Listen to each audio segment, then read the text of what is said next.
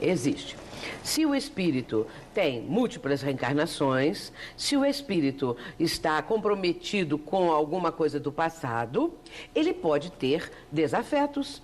São esses que são chamados por aí de demônios. Mas demônio, na verdade, nessa acepção como é compreendido, não existe, porque nós não vamos imaginar que a suprema bondade, o supremo amor, vai criar o supremo ódio. Que o belo vai criar o feio, que Deus, que é justo, vai criar um ser como demônio para ficar assim pro resto da vida. Como que isso é possível? Então, esse demônio, chamado demônio, é um espírito que vai evoluir, que vai progredir.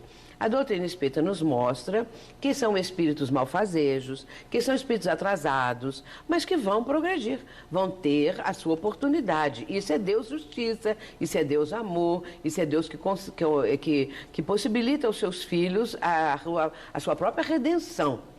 Por isso, aqueles desafetos do passado podem vir a atormentar a vida da criatura, como se fosse o tal do demônio, que vai trazer problemas, dores, sofrimentos, mas pode haver uma reharmonização desses dois, aquele que persegue hoje e aquele que está sendo vítima agora. Lembrando que aquele que está perseguindo hoje foi vítima ontem, no passado. Por que ele está perseguindo? Porque esse que agora é vítima, ele está vingando. Este que agora é vítima foi algoz anteriormente.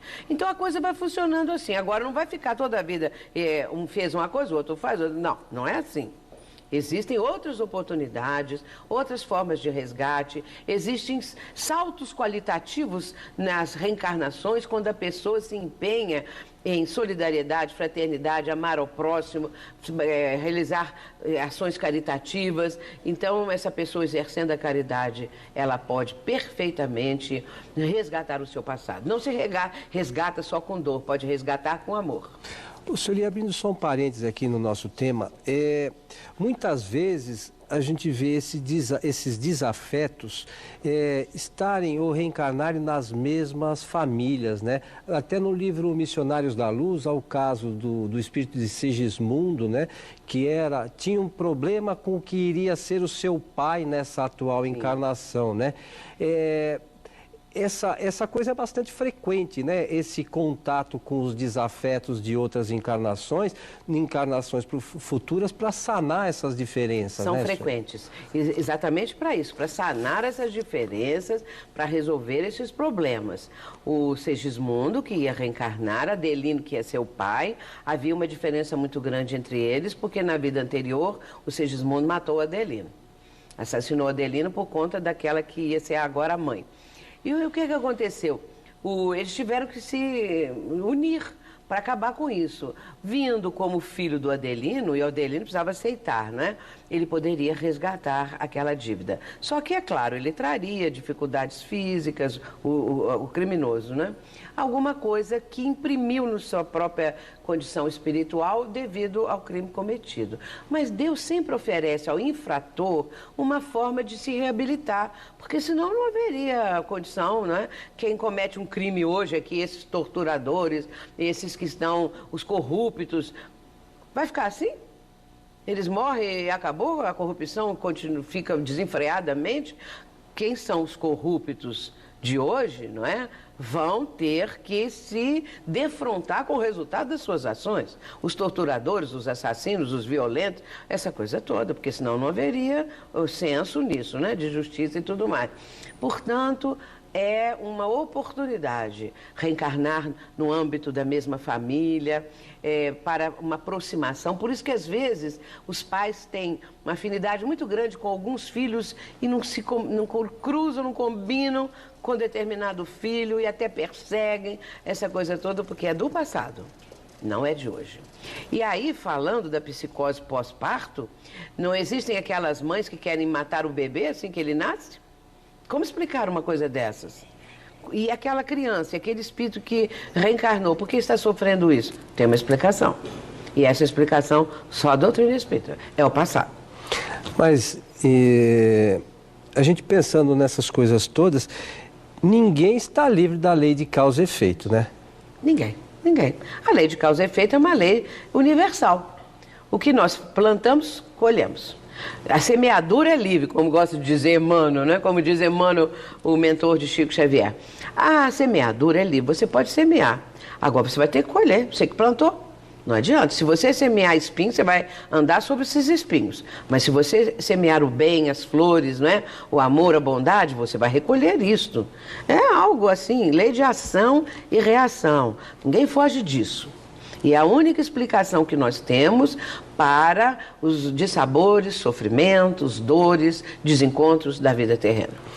E como é que o Espiritismo, senhor, ele pode colaborar no tratamento dos transtornos mentais? Se houver a presença de um espírito obsessor, e em muitos casos existe, o tratamento é feito num centro espírita.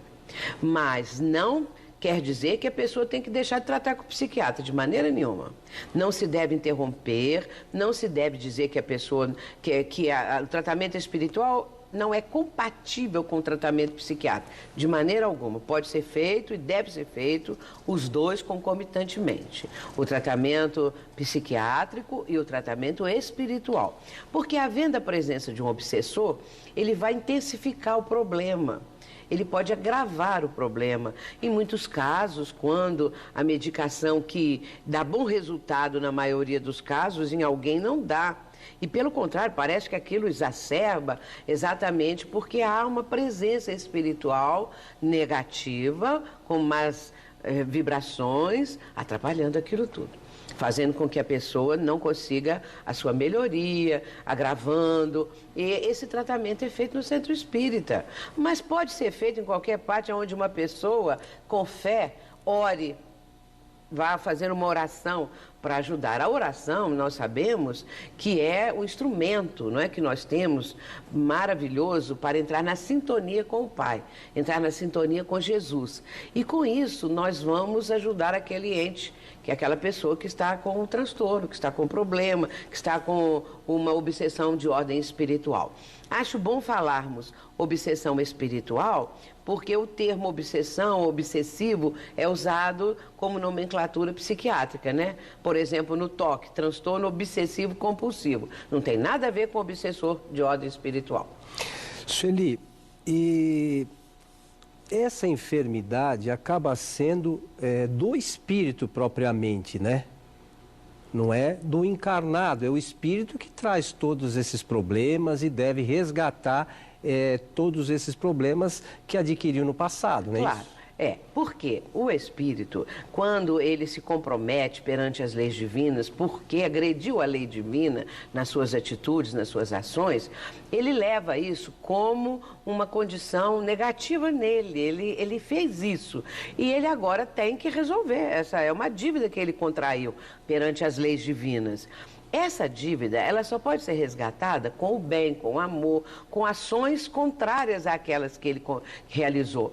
E ele volta, ele vai reencarnar, mas ele traz as sequelas. Dependendo do que ele fez, serão as sequelas, de acordo com a lei de ação e reação que nós falamos. E com isso ele vai também, digamos assim, desaguar no corpo físico aquilo que o espírito apresentava.